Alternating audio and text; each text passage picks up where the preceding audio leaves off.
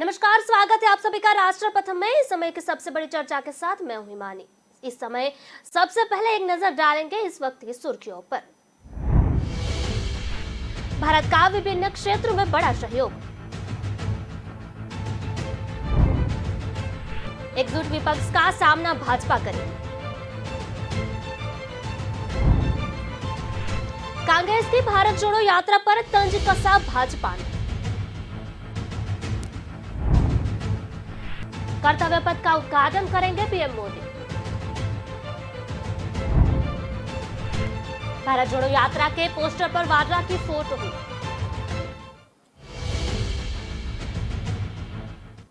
तो चलिए बुलेटिन की खबरों की ओर विस्तार से देखते हैं। तभी प्रधानमंत्री नरेंद्र मोदी ने बुधवार को ईस्टर्न इकोनॉमी फोरम में संबोधित किया। वर्चुअली संबोधन में बोलते हुए पीएम मोदी ने कहा कि भारतीय वाणिज्य दूतावास इस महीने की अपनी स्थापना के 30 साल पूरा करेगा। इस शहर में वाणिज्य दूतावास खोलने वाला भारत का पहला देश था। उन्होंने कहा कि आज यह नीति भारत और रूस के विशेष और विशेषाधिकार प्राप्त रणनीतिक साझेदारी के एक प्रमुख स्तंभ बन गई है। कार्यक्रम में बोलते हुए पीएम मोदी ने कहा कि 2019 में मुझे इस फोरम में रूबरू हिस्सा लेने का मौका मिला था। उस समय हमने भारत की एक्ट फॉर ईस्ट नीति की घोषणा की थी। परिणाम स्वरूप रशियन फॉर ईस्ट के साथ विभिन्न क्षेत्रों में भारत का सहयोग भी बढ़ा है। मोदी ने कहा कि भारत का आर्कटिक विषय पर उसके साथ अपनी भागीदारी को मजबूत करने के लिए इच्छुक है। ऊर्जा के क्षेत्र में भी सहयोग की अपार संभावनाएं हैं। ऊर्जा के साथ साथ भारत ने फार्मा और डायमंड के क्षेत्रों में भी रशियन फॉर ईस्ट में महत्वपूर्ण निवेश किए हैं। मोदी ने कहा कि यूक्रेन संघर्ष की शुरुआत से ही हमने डिप्लोमेसी और डायलॉग का मार्ग अपनाने की आवश्यकता पर जोर दिया है। हम इस संघर्ष को समाप्त करने के लिए सभी शांतिपूर्ण प्रयासों का समर्थन करते हैं।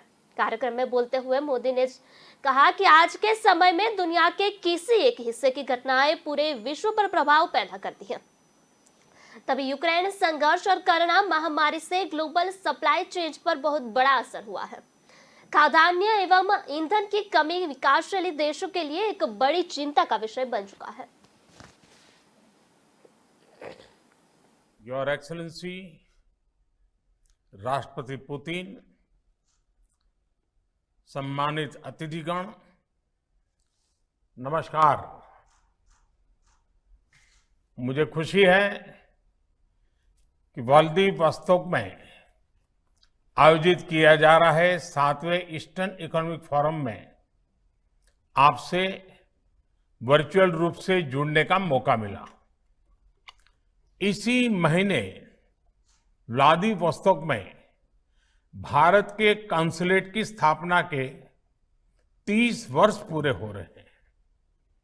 इस शहर में कॉन्सुलेट खोलने वाला पहला देश भारत ही था और तब से यह शहर हमारे संबंधों के कई माइलस्टोन का साक्षी रहा है। फ्रेंड्स, 2015 में स्थापित किया गया यह फोरम आज रशियन फार ईस्ट के विकास में अंतर्राष्ट्रीय सहयोग का एक प्रमुख वैश्विक मंच बन गया है। इसके लिए मैं राष्ट्रपति पुतिन की दूरदर्शिता का अभिनंदन करता हूं और उन्हें बधाई भी देता हूं। 2019 में मुझे इस फोरम में रूबरू हिस्सा लेने का मौका मिला था। उस समय हमने भारत की एक्ट फॉर ईस्ट नीति की घोषणा की थी और परिणाम स्वरूप रशियन फॉर ईस्ट के साथ विभिन्न क्षेत्रों में भारत का सहयोग बढ़ा है। आज यह नीति भारत और रूस की special and privilege strategic partnership की एक प्रमुख स्तंभ बन गई है। फ्रेंड्स, चाहे हम इंटरनेशनल नॉर्थ साउथ कॉरिडोर की बात करें चेन्नई व्लादिवोस्तोक मैरीटाइम कॉरिडोर की या नॉर्दर्न सी रूट की भविष्य में कनेक्टिविटी हमारे संबंधों के विकास में महत्वपूर्ण भूमिका निभाएगी। भारत आर्कटिक विषयों पर रूस के साथ अपनी भागीदारी को मजबूत करने के लिए इच्छुक है। ऊर्जा के क्षेत्र में भी सहयोग की अपार संभावनाएं हैं। ऊर्जा के साथ साथ भारत में फार्मा और डायमंड्स के क्षेत्रों में भी रशियन फार ईस्ट के महत्वपूर्ण निवेश किए हैं। रूस कोकिंग कोल की सप्लाई के माध्यम से भारतीय स्टील इंडस्ट्री के लिए एक महत्वपूर्ण भागीदार बन सकता है। हमारे बीच टैलेंट की मोबिलिटी में भी अच्छा सहयोग बन सकता है। भारतीय प्रतिभा ने विश्व के कई साधन संपन्न क्षेत्रों के विकास में योगदान दिया है। मुझे विश्वास है कि भारतीयों की प्रतिभा और प्रोफेशनलिज्म से रशियन फार ईस्ट में तेजी से विकास आ सकता है। फ्रेंड्स, भारत के प्राचीन सिद्धांत वसुधैव कुटुंबकम ने हमें विश्व को एक परिवार के रूप में देखना सिखाया है। आज के ग्लोबलाइज्ड वर्ल्ड में विश्व के किसी एक हिस्से की घटनाएं पूरे विश्व पर प्रभाव पैदा करती हैं। यूक्रेन संघर्ष और कोविड महामारी से ग्लोबल सप्लाई चेन्स पर बड़ा असर पड़ा है। फूड ग्रेन, फर्टिलाइजर और फ्यूल की कमी विकासशील देशों के लिए बड़ी चिंता के विषय है। यूक्रेन संघर्ष की शुरुआत से ही हमने डिप्लोमेसी और डायलॉग का मार्ग अपनाने की आवश्यकता पर जोर दिया है। हम इस संघर्ष को समाप्त करने के लिए सभी शांतिपूर्ण प्रयासों का समर्थन करते हैं। इस संबंध में हम अनाज और फर्टिलाइजर के सुरक्षित निर्यात संबंधित हाल की सहमति का स्वागत भी करते हैं। मैं एक बार फिर राष्ट्रपति पुतिन का धन्यवाद करता हूं कि उन्होंने मुझे इस फोरम को संबोधित करने का अवसर दिया और इस फोरम में उपस्थित सभी भागीदारों को हार्दिक शुभकामनाएं देता हूं। बहुत बहुत धन्यवाद। विपक्ष के लामबंदी से निपटने के लिए भाजपा क्या तैयार कर रही है, उसकी रणनीति क्या है, यह समझने के लिए हमने भारतीय जनता पार्टी के साथ एक राष्ट्रीय नेता से बातचीत की। उन्होंने बताया कि विपक्ष के पास भाजपा के खिलाफ कोई मुद्दा नहीं बचा है। यह पहले भी एकजुट हो चुके हैं, लेकिन इसका कोई फायदा उन्हें नहीं मिला। इस बार भी उनकी कोशिशें पूरी तरह से असफल होंगी। उन्होंने 2024 के लिए भाजपा की तैयारियों और प्लान को 5 बिंदुओं में समझाया। पहला यह कि हारी हुई सीटों पर नजर। बात करते हैं कि जिन पर 2019 लोकसभा चुनाव में भाजपा दूसरे नंबर थी, अब पार्टी इन्हीं 150 सीटों पर फोकस किए हुए है। जिन कारणों से पिछली बार हार मिली थी, उससे समय रहते हुए दूर करने की कोशिश हो रही है। कार्यकर्ता से लेकर नेता तक जमीन पर काम कर रहे हैं, क्षेत्रों की जनता से जुड़े की कोशिश हो रही है। दूसरी बात करें तो सरकार के संगठन और कार्यकर्ता का सम्मान। गृह मंत्री अमित शाह कुछ दिनों पहले ही भाजपा के राष्ट्रीय अध्यक्ष जेपी नड्डा और संगठन मंत्री बीएल संतोष के साथ बैठक की। इसमें उन्होंने साफ बताया है कि जिन जिन राज्यों में भाजपा की सरकार है, वहां संगठन और पार्टी के कार्यकर्ताओं का पूरा सम्मान होना चाहिए। कार्यकर्ता और संगठन से बढ़कर सरकार नहीं है। कार्यकर्ता और संगठन की बदौलत ही सरकार बनती है, इसे सभी भाजपा शासित राज्यों की सरकार और मंत्रियों का मालूम रहना चाहिए। बात करें तीसरा नंबर, केंद्र और राज्यों के मंत्रियों की दी गई जिम्मेदारी। भाजपा ने हारी हुई सीटों के साथ साथ उन सीटों पर भी ज्यादा फोकस करने का फैसला किया है जहां की स्थिति खराब होती नजर आ रही है। इसके लिए सर्वे किया जा रहा है। ऐसे सीटों पर भाजपा को मजबूत बनाने की जिम्मेदारी केंद्र सरकार के मंत्रियों और भाजपा शासित राज्यों के मंत्रियों पर होगी। इन सीटों पर भाजपा नेताओं और मंत्रियों के लगातार कार्यक्रम होंगे। बात करते हैं चौथे नंबर के, जहां सरकारी योजनाओं का प्रचार। केंद्र और भाजपा शासित राज्यों में सरकारी योजनाओं का ज्यादा से ज्यादा प्रचार किया जाएगा। हर मतदाता तब योजनाओं की जानकारी पहुंचने, इसलिए संगठन के नेता और कार्यकर्ताओं को जिम्मेदारी दी जा रही है। बात करते हैं 5वें नंबर की, जहां दलित ओबीसी वर्ग पर फोकस किया जा रहा है। भाजपा ने दलित ओबीसी वर्ग पर भी विशेष फोकस करने का प्लान बनाया है। दलित और ओबीसी वर्ग को यह बताने को कहा गया है कि भाजपा ने ही पहली बार देश को द्रौपदी मुर्मू के तौर पर आदिवासी राष्ट्रपति दिया है। इसके अलावा कि दलित और ओबीसी सांसदों नेताओं का जिक्र करने को यह बात को कहा कि भाजपा में ही गरीब, पिछड़े और वंचित वर्ग का ख्याल रखा जाता है। जल्द ही भाजपा एक ऐसी सूची भी जारी कर सकती है जिससे बताया जा सके कि सबसे ज्यादा दलित, पिछड़े वर्ग के सांसद, मंत्री और विधायक भाजपा ने ही बनाए हैं।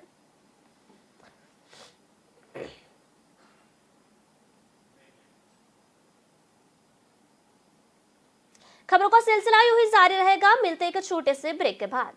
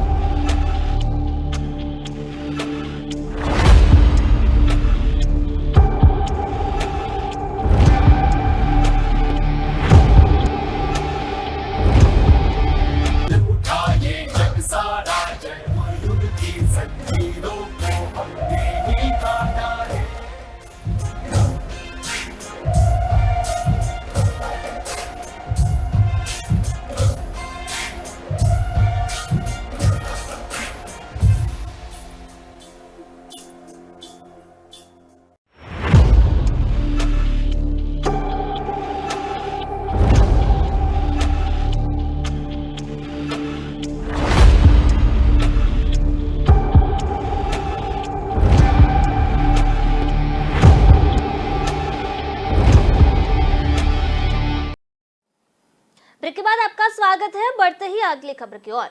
भारतीय जनता पार्टी ने कांग्रेस की भारत जोड़ो यात्रा पर तंज कसते हुए कहा है कि राहुल गांधी पहले अपना घर, पार्टी को एकजुट कर लेते, तब भारत जोड़ो की बात करते तो बेहतर होता। कांग्रेस के अपने पुराने समर्पित लोग, समर्पित नेता कांग्रेस छोड़कर जा रहे हैं और राहुल जी चले हैं देश को जोड़ने। बता दें कि कांग्रेस पार्टी आज जो कन्याकुमारी से 3570 किलोमीटर लंबी भारत जोड़ो यात्रा शुरू करने जा रही है, इसकी अगुवाई राहुल गांधी कर रहे हैं। भाजपा नेता रविशंकर प्रसाद ने कहा कि कांग्रेस की इस समय जो स्थिति है वह किसी से छिपी नहीं हुई। ये पूरा घमासान किसी की वजह से हो रहा है, ये भी कोई राज नहीं है। ऐसे में जो अपने को पार्टी से भी नहीं जोड़ सके वो भारत जोड़ो की यात्रा पर निकले हैं। ये देखकर बड़ी हैरानी हो रही है कि राहुल गांधी आप पहले अपना घर और पार्टी जोड़ लेते, उसके बाद देश जोड़ने की बात करते। ये सिर्फ इनका छलावा है और दिखावा है। कांग्रेस में एक बार फिर अध्यक्ष पद को लेकर प्रक्रिया शुरू हो गई है। इस बीच अशोक गहलोत समेत कई कांग्रेस नेता राहुल गांधी को फिर से अध्यक्ष बनाने की बात कर रहे हैं। इस पर तंज कसते हुए रविशंकर प्रसाद ने कहा, कांग्रेस में सिर्फ गांधी राग ही सुनाई देता है। कांग्रेस में एक दरबारी गायन होता है कि राहुल गांधी को अध्यक्ष बनाओ, फिर अध्यक्ष बनाओ।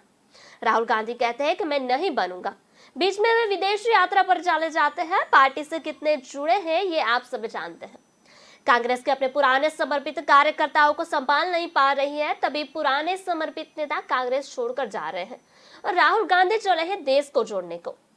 उन्होंने कहा कि भारत जोड़ो यात्रा का पाखंड वे राहुल गांधी कर रहे हैं, जिन्होंने उरी और बालाकोट की घटना के लिए सबूत मांगकर देश की एकता को कमजोरी करने को कोशिश की थी। बता दें कि कांग्रेस का कहना है कि देश में नकारात्मक राजनीति की जा रही है और जनता से जुड़े असली मुद्दों पर चर्चा नहीं की जा रही है। इसलिए भारत जोड़ो यात्रा के जरिए महंगाई, बेरोजगारी जैसे जनता से जुड़े मुद्दों पर ध्यान केंद्रित कराया जाएगा।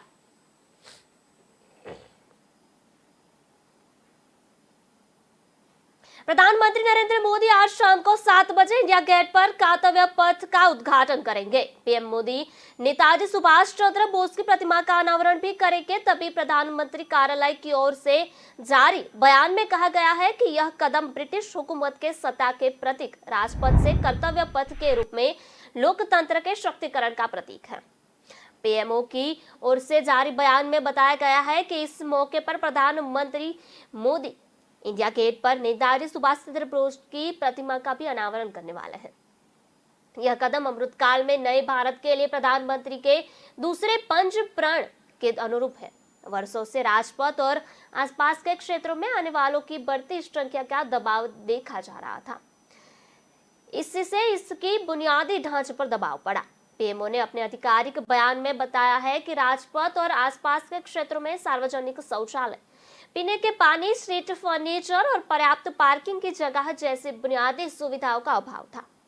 इसके अलावा पर्याप्त साइनेज, पानी की सुविधाओं का खराब और बेहतरीन पार्किंग थी। यह नहीं, गणतंत्र दिवस परेड एवं अन्य राष्ट्रीय कार्यक्रमों के लिए न्यूनतम प्रतिबंधों की आवश्यकता महसूस की गई। इन्हीं चिंताओं को ध्यान में रखते हुए इस क्षेत्र का पुनर्विकास किया गया है। पुनर्विकास इन चिंताओं को ध्यान में रखते हुए किया गया है कि साथ ही वास्तुशिल्प चारित्र की अखंडता और निरंतरता सुनिश्चित करने के लिए भी किया गया है। कर्तव्य पथ में सुंदर परिदृश्य, वॉकवे के साथ लॉन और अतिरिक्त हरे भरे स्थान, नवीनीकृत नहरें, नई सुविधाएं, ब्लॉक, बेहतर साइनेज और वेंडिंग कियोस्क प्रदर्शित होंगे। इसके अलावा नए पैदल यात्री अंडरपास, बेहतर पार्किंग स्थान, नए प्रदर्शनी पैनल और उन्नत रात की रोशनी कुछ अन्य विशेषताएं हैं जो सार्वजनिक अनुभव को बढ़ाएंगी। कर्तव्य पथ में सुंदर लैंडस्केप, पैदल मार्ग के साथ लॉन, हरे भरे स्थान, नई सुविधाएं, ब्लॉक, बेहतरीन साइनेज और वेंडिंग कियोस्क नजर आएंगे। इसके अलावा यहाँ नया पैदल अंडरपास, बेहतर पार्किंग के स्थान, नई प्रदर्शन पैनल और अपग्रेडेड नाइट लाइटिंग समेत अन्य विशेषताएं होंगी। इसमें ठोस अपशिष्ट प्रबंधन, जल प्रबंधन, पानी की रिसाइकलिंग, बारिश के जल का संचयन, जल संरक्षण जैसी सुविधाएं भी शामिल हैं।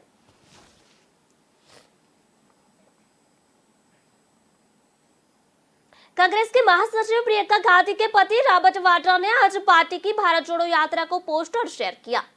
इसमें कांग्रेस नेता के साथ उनकी भी तस्वीर है, जहां इस पर बीजेपी ने कांग्रेस पर तंज कसा है। भाजपा ने कहा कि यह भारत जोड़ो यात्रा नहीं, असल में परिवार जोड़ो यात्रा बन चुकी है।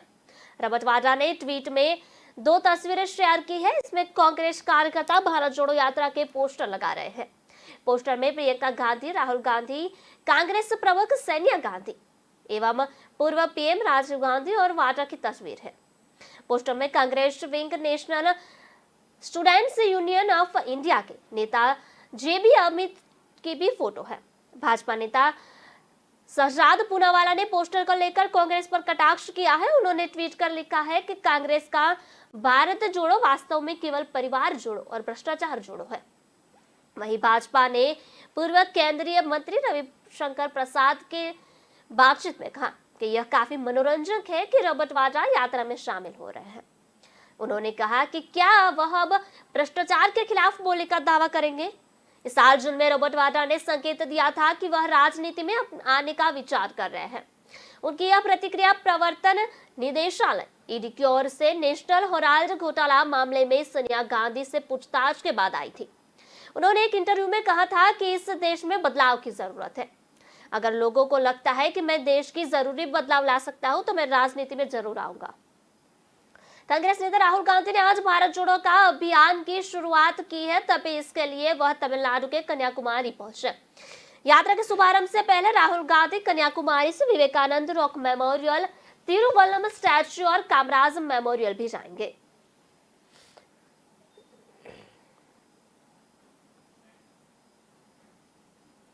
पंजाब में आम आदमी पार्टी की सरकार कर्मचारियों को वेतन न देने पर गिराई हुई है।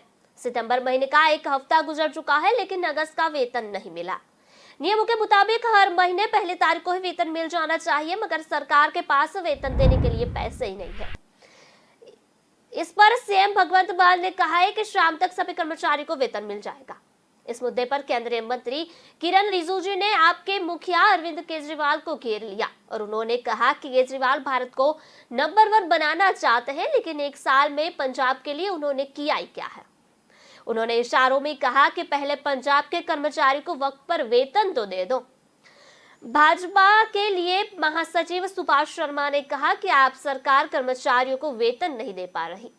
मेरा सीएम भगवंत मान से निवेदन है कि अरविंद केजरीवाल की राजनीति चमकाने के लिए देश भर में हर महीने करोड़ों के विज्ञापन और हेलीकॉप्टर घुमाने की बजाय वेतन दे दो। वित्त मंत्री हरपाल चीमा ने कहा कि सरकार ने 9,000 कच्चे कर्मचारियों का पक्का किया है, इस वजह से प्रमोशन दे रही हुई है। सबका वेतन आज जारी कर दिया है। इस दौरान हमने 18,000 नई भर्ती भी की है, इस वजह से 3 से 4 दिन देरी हुई है। ये पंजाब सरकार ने जो हमारे पंजाब के जो कच्चे कामे थे, जो कॉन्ट्रैक्ट बेस पे काम कर रहे थे, उनमें से 9,000 लोगों को हमने पक्का किया है, परमानेंट किया है। उसकी वजह से ये प्रोसेस में डिले हो गया था, इसीलिए ये 3-4 दिन डिले हो गया और सभी की सैलरी जो है वो आज जारी कर दी गई है। और दूसरा, हमने इन समय में 18,000 लोगों की नई भर्ती की है, नई रिक्रूटमेंट की है इस समय के दौरान। और मैं समझता हूं कि ये बहुत बड़ा काम पंजाब सरकार ने किया और 3-4 दिन की डिले होगी, इससे कोई ज्यादा फर्क नहीं पड़ता। और ये प्रोसेस की डिले है, क्योंकि जब नए लड़के ज्वाइन करते हैं या जो जिनको हमने पक्का किया, जिनको परमानेंट किया है, उनके प्रोसेस में थोड़ी डिले होगी। और बात करते हैं प्रधानमंत्री नरेंद्र मोदी की अध्यक्षता में बुधवार को केंद्रीय कैबिनेट की अहम बैठक हुई। इसमें पीएम योजना और पीएम गति शक्ति से जुड़े कई अहम फैसले भी लिए गए। कैबिनेट के फैसले की जानकारी देते हुए केंद्रीय शिक्षा मंत्री धर्मेंद्र प्रधान ने कहा कि कैबिनेट की बैठक में पीएम श्री स्कूलों की स्थापना के लिए एक नई योजना शुरू करने को मंजूरी दी गई है। प्रधान ने कहा कि देश के 14,000 से अधिक केंद्रीय और नवोदय विद्यालयों को मजबूत बनाते हुए पीएम श्री स्कूलों के रूप में विकसित किया जाएगा। केंद्रीय शिक्षा मंत्री धर्मेंद्र प्रधान ने कहा कि केंद्रीय मंत्रिमंडल ने पीएम श्री स्कूलों की स्थापना के लिए नई योजना को मंजूरी दे दी है। छात्र 12वीं पास कर दुनिया में प्रतिस्पर्धात्मक तरीके के लिए जाने के लिए तैयार हो जाए, ये स्कूलों का उद्देश्य रहेगा। इन स्कूलों में लगभग 20 लाख विद्यार्थी रहेंगे। इसी के साथ ही केंद्रीय मंत्रिमंडल ने पीएम गति शक्ति ढांचे को लागू करने के लिए रेलवे की भूमि के लिए दीर्घकालिक पट्टे पर नीति को मंजूरी दे दी है।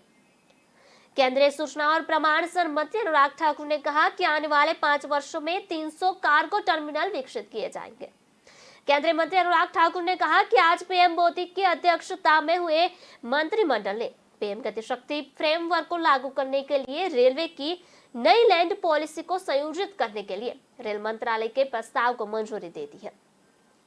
इसमें कार्गो से संबंधित गतिविधियां हो, पब्लिक यूटिलिटी, रेलवे की एक्सक्लूसिव इस्तेमाल में संशोधन किए गए हैं। उन्होंने कहा कि ये संशोधन रेलवे की भूमि नीति में बुनियादी ढांचे को और अधिक कार्गो टर्मिनल के एकीकृत विकास को बढ़ावा देगी। पीएम गति शक्ति ढांचे को लागू करने के लिए रेलवे की जमीन को दीर्घावधि पट्टे पर ले देने की नीति अगले 90 दिनों में लागू होगी। केंद्रीय मंत्री अनुराग ठाकुर ने कहा कि इस संशोधन में प्रति वर्ष भूमि को बाजार मूल्य के 1% दर से 35 वर्षों की अवधि तक कार्गो के लिए और कार्गो से संबंधित गतिविधियों के लिए रेलवे की भूमि को लॉन्ग टर्म लीजिंग का प्रावधान किया गया है। अगले 5 वर्षों में 300 से अधिक पीएम शक्ति कार्गो टर्मिनल विकसित किए जाएंगे। 1,25,000 से ज्यादा रोजगार के अवसर इसमें होंगे, तभी इससे माल जुलाई की रेलवे की हिस्सेदारी में बढ़ोतरी भी होगी। दिल्ली के सीएम अरविंद केजरीवाल पर तंज कसते हुए केंद्रीय मंत्री अनुराग ठाकुर ने कहा कि यह दुर्भाग्यपूर्ण है कि शराबों की दुकानों के लिए व्यस्त लोग स्कूलों को कबाड़ खाने कहते हैं, यह ठीक नहीं है।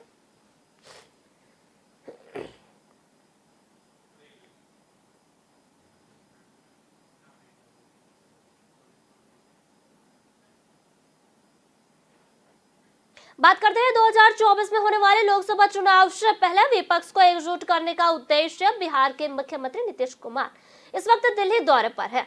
इस बीच उन्होंने दिल्ली राष्ट्रवादी कांग्रेस पार्टी एनसीपी का प्रमुख शरद पवार से मुलाकात की। एनसीपी प्रमुख से मुलाकात के बाद बिहार के सीएम नीतीश कुमार ने कहा कि बहुत अच्छी बातचीत हुई। भाजपा कोई काम नहीं कर रही है, विपक्ष का एकजुट होना जरूरी है। मैं बस इतना चाहता हूं कि ज्यादातर विपक्ष एकजुट हो जाए। अगर विपक्ष एकजुट होते हैं तो यह देश हित में होगा। नीतीश कुमार ने दिल्ली में कहा कि भाजपा की बस पूरे देश पर कब्जा करने की योजना चल रही है, इसलिए एकजुट होना जरूरी है। आपस में बात कर नेता चुन लिया जाएगा, मतलब मुझे नहीं बनाना है। जिस नेता बनना होगा उसे चुन लिया जाएगा। इससे पहले बीते दिन नीतीश कुमार ने दिल्ली के मुख्यमंत्री अरविंद केजरीवाल से मुलाकात की थी। बैठक में दिल्ली के उप मुख्यमंत्री मनीष सिसोदिया और जदयू के नेता संजय झा भी मौजूद थे। दोनों मुख्यमंत्रियों के बीच कई राजनीतिक मुद्दों पर चर्चा हुई थी। इससे पहले उन्होंने सीपीआईएम नेता सीताराम येचुरी और कांग्रेस नेता राहुल गांधी से भी मुलाकात की थी। इसके बाद नीतीश ने कहा था कि प्रधानमंत्री बनने की उनकी कोई इच्छा नहीं है और न ही वे दावेदार हैं। बस इसी कोशिश है कि पूरे देश में जो भी स्थानीय पार्टी है वे सभी एक साथ मिल जाए तो बहुत बड़ी बात होगी। सीएम नीतीश ने राहुल गांधी से की थी मुलाकात। इससे पहले नीतीश ने सोमवार को राहुल गांधी से 50 मिनट की मुलाकात की थी। जदयू ने सूत्रों ने बताया था कि इस दौरान विपक्ष के नेतृत्व पर कोई बात नहीं हुई है। दोनों नेताओं ने भाजपा के खिलाफ विपक्षी एकजुटता पर जोर दिया है। भविष्य में एक एजेंडे के तहत भाजपा के खिलाफ अभियान छेड़ने पर बातचीत हुई थी। नेताओं से भी मिलेंगे नीतीश। सभी विपक्ष को एकजुट करने की शुरू हुई थी नई मुहिम के तहत नीतीश की सपा प्रमुख अखिलेश यादव, शिवसेना प्रमुख उद्धव ठाकरे, रादौल तेमज इनोले, टीएमसी सहित कई अन्य विपक्षी दलों के नेताओं से मुलाकात करेंगे। इन दौरान नीतीश राष्ट्रपति द्रौपदी मुर्मू और उपराष्ट्रपति जगदीप धनखड़ से भी मिलेंगे।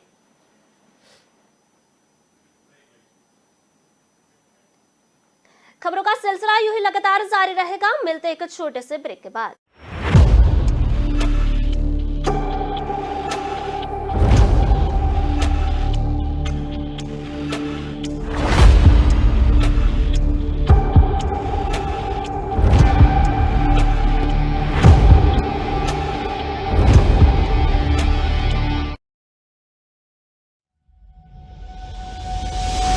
लहरों से डरकर नौका पार नहीं होती, कोशिश करने वालों की कभी हार नहीं होती। नन्ही चींटी जब दाना लेकर चलती है, चढ़ती दीवारों पर 100 बार फिसलती है। मन का विश्वास रगों में साहस भरता है।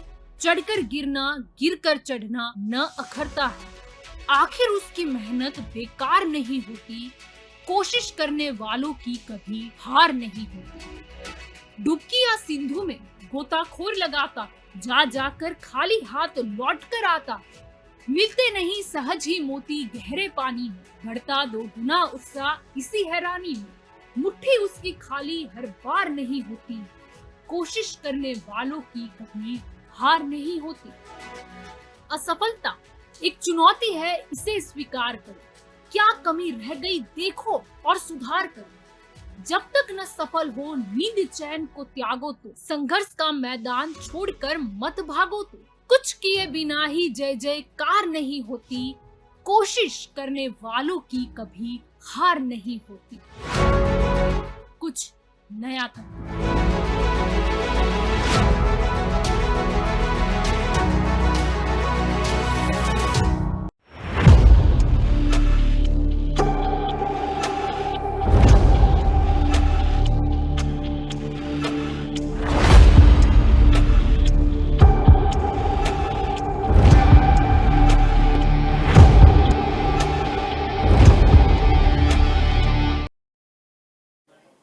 ब्रेक के बाद आपका स्वागत है। बात करते हैं अगली खबर की। बिहार के उप मुख्यमंत्री तेजस्वी यादव ने आधी रात को कुछ अस्पतालों का निरीक्षण किया। पटना मेडिकल कॉलेज अस्पताल में गंदगी और अव्यवस्था देखकर भड़क गए और सभी की क्लास लगा दी। राज्य में स्वास्थ्य विभाग का जिम्मा संभाल रहे तेजस्वी मास्क और टोपी लगाकर टी शर्ट पहने हुए राजधानी के सरकारी अस्पतालों का अचानक से निरीक्षण करने निकल पड़े। अस्पताल कर्मचारी भी उन्हें नहीं पहचान सके। उप मुख्यमंत्री ने पीएमसीएच की व्यवस्था देखकर काफी नाराज दिखे। अस्पताल ने मरीजों ने भी मंत्री के सामने चिकित्सकों की शिकायत की, जिसे मंत्री ने धैर्यपूर्वक सुना और फिर चिकित्सकों से जवाब तलब दिया। तेजस्वी यादव ने कई वार्डों को देखा और जहां कमी दिखी जमकर फटकार लगाई। उन्होंने साफ लहजे में कहा कि ऐसी व्यवस्था नहीं चाहिए। उन्होंने अस्पताल प्रबंधक को साफ शब्दों में कह दिया कि आप दोषियों पर कार्रवाई करें, अन्यथा आप पर कार्रवाई की जाएगी। उप मुख्यमंत्री ने तेजस्वी यादव ने पटना के पीएमसीएच और गर्दनीबाज अस्पताल को औकात निरीक्षण किया। इस दौरान उप मुख्यमंत्री ने कभी भड़कते नजर आए तो कभी समझाते और चेतावनी देते हुए नजर आए। उन्होंने अस्पताल में एक शव पड़े रहने को लेकर भी अस्पताल कर्मचारियों को जमकर फटकार लगाई थी।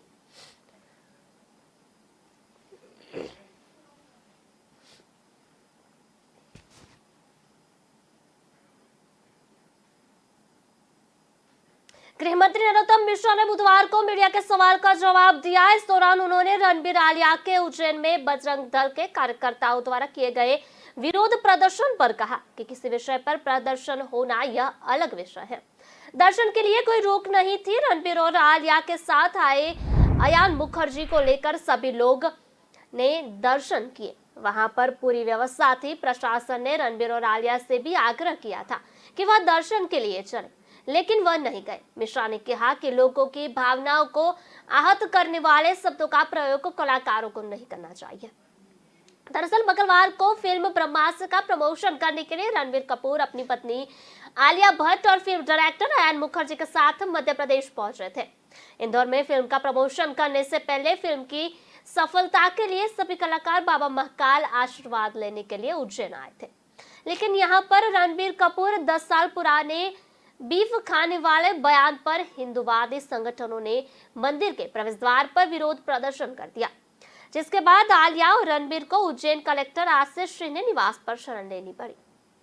वहीं स्थिति को देखते हुए कपल ने मंदिर जाने के निर्णय को रद्द कर दिया। हिंदूवादी संगठन को रणबीर कपूर और धार्मिक आस्था को ठेस पहुंचाने वाले पुराने बयान पर प्रदर्शन किया। इस दौरान एक कार्यकर्ता ने पुलिस के साथ जुबाजटकी की, जिस पर पुलिस ने उसकी धुनाई कर दी। उसे हिरासत में लिया गया है। हिंदूवादी संगठनों ने मंदिर के बाहर काले झंडे लेकर नारेबाजी और प्रदर्शन किया। वहीं पुलिस ने हल्का बल प्रयोग भी भीड़ पर काबू पाया। बता दें कि आलिया भट्ट और रणबीर कपूर की फिल्म ब्रह्मास्त्र 9 सितंबर को रिलीज होने वाली है। तभी आज रिलीज होने वाली इस फिल्म को इन दिनों फिल्म के कलाकार देश के कई शहरों में जाकर अपनी फिल्म का प्रमोशन करते हुए नजर आ रहे हैं।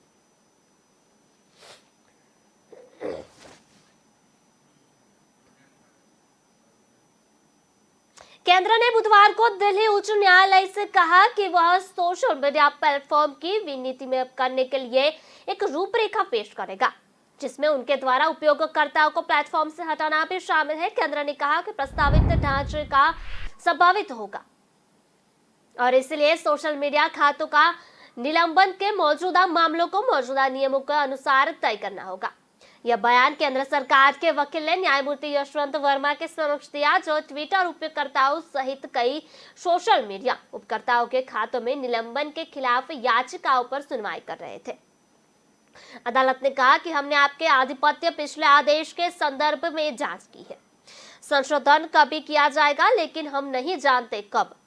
केंद्र की ओर से पेश अधिवक्ता वक्ता कीर्तिमान सिंह ने कहा कि यह संभवित होगा और इन मामलों का फैसला मौजूदा योजनाओं के अनुसार करना होगा। केंद्रों के बाद के घटनाक्रम से अवगत कराने के लिए और समय देते हुए अदालत ने याचिकाओं पर सुनवाई 19 दिसंबर तक के लिए टाल दी है। अगस्त में अदालत ने केंद्र से पूछा था कि क्या वह सोशल मीडिया प्लेटफॉर्म से संबंधित किसी भी मौजूदा नियामक उपायों पर विचार कर रहा है। सुनवाई के दौरान अदालत ने सवाल किया कि सोशल मीडिया खातों का निलंबन करने और हटाने की मौजूदा शिकायतों को प्रभावित ढांचे को संदर्भ में क्यों नहीं निपटाया जाना चाहिए। साथ ही कहा कि वह इससे पहले मामलों पर किसी भी नई व्यवस्था के प्रभाव को समझना चाहती है। अदालत ने कहा कि इससे पहले कि हम निर्णय लें, हम यह भी समझाना चाहते हैं कि क्या कोई नियामक तंत्र है जिसे वो लागू करने का प्रस्ताव कर रहे हैं। क्या इसका याचिकाओं पर कोई प्रभाव पड़ेगा? सोशल मीडिया यूजर्स को हटाने और निलंबित करने से संबंधित कोई याचिकाएं उच्च न्यायालय में निलंबित होगी।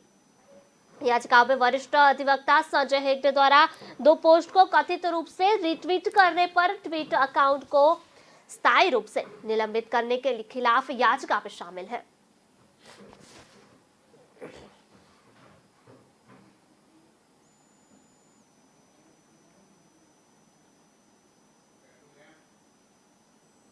जस्टिस डीवाई चंद्रचूड़ ने बुधवार को दिल्ली और केंद्र सरकार के एक मामले की सुनवाई के दौरान कहा कि उनकी बेंच ग्रीन बेंच होगी। उन्होंने केस से जुड़े वकीलों से भी 27 सितंबर को होने वाली सुनवाई के दौरान कोई भी कागजात या फिजिकल डॉक्यूमेंट नहीं लाने को कहा है। सुप्रीम कोर्ट के रजिस्ट्री और आईटी सेल के अधिकारी शनिवार को वकीलों की दलील देने के लिए टेक्नोलॉजी का इस्तेमाल करने की ट्रेनिंग दे सकते हैं। राष्ट्रीय राजधानी में प्रशासनिक सेवाओं को नियंत्रण को लेकर दिल्ली सरकार और केंद्र सरकार के बीच विवाद की सुनवाई justice DY Chandrachud, justice MR Shah, justice Krishna Murari, justice Hema Kohli और जस्टिस पीएस नरसिम्हा की 5 जजों की बेंच कर रही थी। इस दौरान जस्टिस चंद्रचूड़ ने कहा कि हम इसे पूरी तरह से ग्रीन बेंच रखेंगे ताकि कोई कागजात न हो। कृपया आप कागजात न लाएं। जब एक वकील ने टेक्नोलॉजी का उपयोग करने में कठिनाई व्यक्त की तो जस्टिस एमआर शाह ने उन्हें कहा कि हम भी ट्रेनिंग मिली है, एक न एक दिन आपको भी शुरू करना ही होगा। वहीं जस्टिस चंद्रचूड़ ने कहा कि सेक्रेटरी जनरल और आईटी सेल के हेड टेक्नोलॉजी के उस्ताद है, वे शनिवार को इसका इस्तेमाल सिखाने के लिए सीनियर्स को ट्रेनिंग देने तैयार है। जस्टिस चंद्रचूड़ ने यह भी कहा कि यदि आप कोर्ट में बहस कर सकते हो तो आप इसे भी आसानी से अपना सकते हो। कॉन्स्टिट्यूशनल बेंच ने राजधानी में आईएएस पर कंट्रोल को लेकर दिल्ली सरकार और केंद्र सरकार के बीच विवाद मामले में सुनवाई शुरू करने को 11 अक्टूबर की डेट दी है। बेंच ने आदेश में कहा कि कार्यवाही पेपरलेस होनी चाहिए। रजिस्ट्री को पेपर बुक्स को स्कैन करने और बेंच को और पार्टियों को देने निर्देश किया गया है।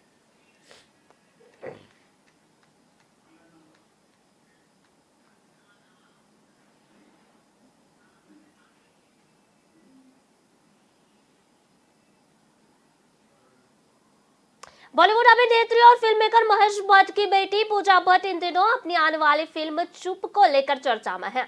इस महीने रिलीज हो रही इस फिल्म में सनी देओल लीड रोल में नजर आने वाला है, तभी फिल्म में उनके साथ दुलकर सलमान भी होंगे। हाल ही में अभिनेत्री की पिक्चर का ट्रेलर रिलीज हुआ है। मीडिया रिपोर्ट्स के अनुसार इस फिल्म में अमिताभ बच्चन भी नजर आने वाले हैं। वहीं पूजा भट्ट हाल ही में कांग्रेस नेता राहुल गांधी का समर्थन करते हुए नजर आई थी। कांग्रेस के पूर्व अध्यक्ष राहुल गांधी आज तमिलनाडु से कश्मीर तक भारत जोड़ो यात्रा को शुरू कर रहे हैं। इस दौरान राहुल 12 राज्यों में गुजरकर 3570 किलोमीटर की लंबी दूरी तय करने वाले हैं। यह यात्रा 5 महीनों तक चलेगी। राहुल गांधी की भारत जोड़ो का समर्थन करते हुए अभिनेत्री पूजा भट्ट ने एक ट्वीट किया है। पूजा भट्ट ने ट्वीट सोशल मीडिया पर पढ़ा जा रहा है और जमकर वायरल भी हो रहा है। पूजा भट्ट ने अपने सोशल मीडिया अकाउंट पर लिखा कि राहुल गांधी ने श्रीपेरुम्बदूर में राजीव गांधी की याद में प्रार्थना सभा का आयोजन करके भारत जोड़ो यात्रा की गरिमा में शुरुआत की। दर्द होता है और नुकसान होता है, लेकिन बात यह आती है कि कोई उसे कैसे महसूस करता है। दर्द को फिर से महसूस करना एक दुर्लभ विशेषता है और हमने राहुल गांधी को ऐसा करते हुए देखा है।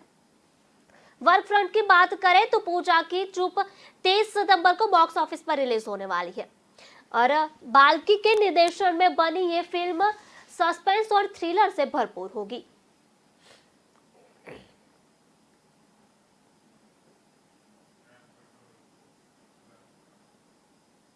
बात करते हैं अगली खबर की। वियतनाम के एक बार में आग लग गई है, इसमें 12 लोगों की मौत हुई है।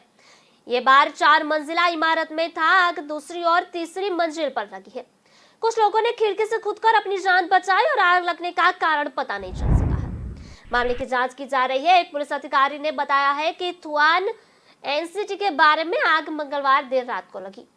सूचना मिलते ही पुलिस टीम और दमकल अधिकारियों मौके पर पहुंचे। रेस्क्यू ऑपरेशन शुरू किया गया है। बार में रखे लकड़ी के फर्नीचर आग पकड़ ली और जिससे आग 2 मंजिला पर फैल गई। उन्होंने कहा कि घायल और मरने वालों की संख्या बढ़ सकती है। घटनास्थल पर मौजूद एक व्यक्ति ने बताया कि आग लगने की खबर मिलते ही लोगों के बीच में अफरा तफरी मच गई। उन्होंने कहा कि आग लगते ही कुछ लोग दरवाजे की ओर भागे और कुछ खिड़कियों से बाहर कूद गए। कुछ लोगों के हाथ और पैर में फ्रैक्चर आए हैं तो घायलों के इलाज के लिए अस्पताल ले जाया गया है। अगस्त 2022 में हनोई के एक बार में आग लगी थी, जिससे बुझाते समय 3 दमकल अधिकारियों की मौत हो गई थी। इससे पहले ही चिमिन शहर में एक अपार्टमेंट में 2018 में भयानक आग लगी थी। इसमें 13 लोगों की मौत हुई थी। 2016 में भी हनोई में एक बार में आग लग गई थी, जिसमें हादसे में 13 लोगों की जान गई थी और इसके बाद बार और रेस्टोरेंट में फायर सेफ्टी का सवाल उठा था।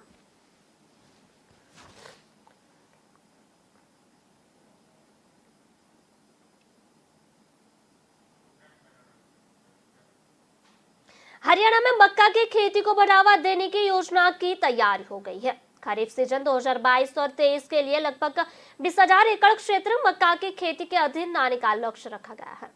भारतीय कृषि अनुसंधान परिषद के लुधियाना स्थित भारतीय मक्का अनुसंधान संस्थान पर काम कर रहा है। मक्का अनुसंधान संस्थान की ओर से पायलट प्रोजेक्ट का आधार पर 500 एकड़ में प्रदर्शन खेती फार्म की योजना तैयार की गई है। अंबाला या करनाल में सितंबर के तीसरे सप्ताह में मक्का दिवस मनाया जाएगा। यह जानकारी हरियाणा के कृषि मंत्री जेपी दलाल ने दी है। वह मंगलवार को लुधियाना स्थित भारतीय मक्का अनुसंधान संस्थान के वैज्ञानिकों के साथ समीक्षा बैठक कर रहे थे। इस मौके पर हरियाणा कृषि महानिदेशक डॉक्टर हरदीप कुमार व अन्य अधिकारी भी उपस्थित थे। गौशाला में चारे की आवश्यकता रहती है, इसलिए किसान गौशाला तथा कृषि एवं किसान कल्याण विभाग मिलकर काम करे। गौशाला की जमीन पर चारे के लिए मक्का की खेती की जा सकती है और इसके लिए कम से कम 10 गौशाला को चिन्हित किया जाए। परिषद ने पंजाब में मक्का की खेती को बढ़ावा देने के लिए कई साइलो प्लांट बनाए हैं, जहां से पशु का चारा पैक कर दूसरे राज्यों में भेजा जा सकता है। परिषद हरियाणा में भी साइलो पर काम करने की योजना तैयार कर रहा है, जिसके प्रस्तुतिकरण जेपी दलाल के समक्ष किया गया है। हरियाणा में मक्का की खेती वाले जिले में सोनीपत, पंचकुला, अंबाला, यमुनानगर, कुरुक्षेत्र और करनाल शामिल है। हालांकि सिरसा, भिवानी, पानीपत, रोहतक, करनाल व चरखी दादरी के कुछ क्षेत्रों में भी मक्का की खेती हो जाती है। औसतन टन के उत्पादन 12 से 13 क्विंटल प्रति एकड़ रहता है और 2025 मीट्रिक टन मक्का के उत्पादन का लक्ष्य निर्धारित किया गया है। सोनीपत जिले को मरोली गांव को बेबी कॉर्न और स्वीट कॉर्न की खेती के लिए जाना जाता है। वर्ष 2022 और 23 के लिए मक्का का न्यूनतम समर्थन मूल्य 1962 रुपए प्रति क्विंटल निर्धारित किया गया है।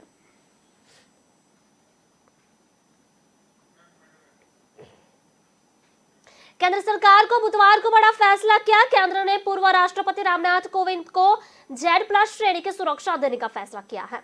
जानकारी के मुताबिक 74 वर्षीय पूर्व राष्ट्रपति रामनाथ कोविंद को सशस्त्र सुरक्षा प्रदान की जाएगी। उनकी सुरक्षा के लिए केंद्रीय रिजर्व पुलिस बल CRPF जवानों की तैनाती की जाएगी। CRPF VIP सुरक्षा कमांडो इकाई उन्हें सुरक्षा प्रदान करेगी। बताया जा रहा है कि केंद्रीय गृह मंत्रालय ने हाल ही में केंद्रीय खुफिया एजेंसियों की सिफारिश के आधार पर सुरक्षा को मंजूरी दी थी। CRPF ने 5 सितंबर से जिम्मा संभाल लिया है। पूर्व राष्ट्रपति के आवास की सुरक्षा भी CRPF ही करेगी। राष्ट्रपति रामनाथ कोविंद का कार्यकाल 25 जुलाई को खत्म हुआ था। उनकी जगह पर द्रौपदी मुर्मू देश की राष्ट्रपति निर्वाचित हुई है।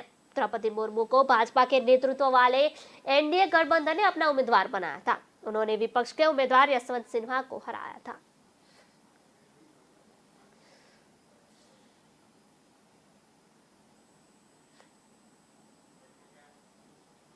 अनंतनाग के बिजबिहाड़ा इलाके में मुठभेड़ के दौरान 2 आतंकी मारे गए। अन्य की तलाश में सुरक्षा बलों ने अभियान चलाया है। दोनों की पहचान करवाई जा रही है। सुरक्षा अधिकारी ने बताया कि जिले के थजीवाड़ा इलाके में संदिग्ध होने की सूचना स्थानीय पुलिस को मिली थी। इसके पूरे बाद क्षेत्र में तलाशी अभियान और चेकिंग शुरू की गई है। एक ठिकाने के पास पुलिस को कुछ हलचल नजर आई। इसके बाद फायरिंग शुरू हो गई। पुलिस के जवाबी कार्रवाई करते हुए 2 आतंकियों को मार गिराया है। इससे पहले मंगलवार को अनंतनाग जिले में ही सुरक्षा बलों ने हिजबुल मुजाहिदीन को 2 आतंकवादी मार गिराया था। मारे गए आतंकी टेरिटोरियल आर्मी के 2 जवानों की हत्या समेत सुरक्षा बलों पर हमले और नागरिकों पर अत्याचार के कई मामलों में शामिल थे।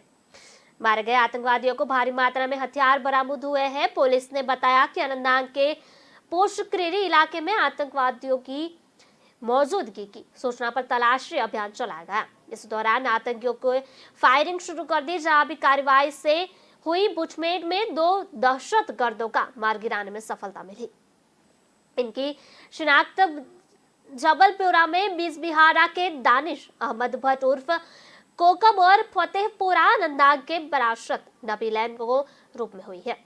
पुलिस में अनुसार मारे गए दोनों आतंकी 2019 से सक्रिय थे। वे टेरिटोरियल आर्मी के जवान सडुरा अनंतनाग निवासी मंजूर अहमद की 6 जून 1990 और बिजबिहारा मोहम्मद सलीम की 9 अप्रैल 2021 को हुई हत्या में शामिल थे। इसके साथ ही 19 मई 2021 को जबलपुरा बिजबिहारा में 2 नागरिकों की हत्या में भी वह शामिल थे। मारे गए आतंकवादियों एक AK-56 राइफल एवं 35 गोलियों, 2 मैगजीन, 1 पिस्टल और अन्य आपत्तिजनक सामग्री बरामद की गई। आतंकियों की मौजूदगी की सूचना पर श्रीनगर के बाहरी इलाके खोनमो में सेब के बगीचे की तलाशी अभियान चलाया गया। तलाशी के दौरान आतंकियों की ओर से छिपकर रखी गई 30 और 35 किलो वजन की IED बरामद की गई है।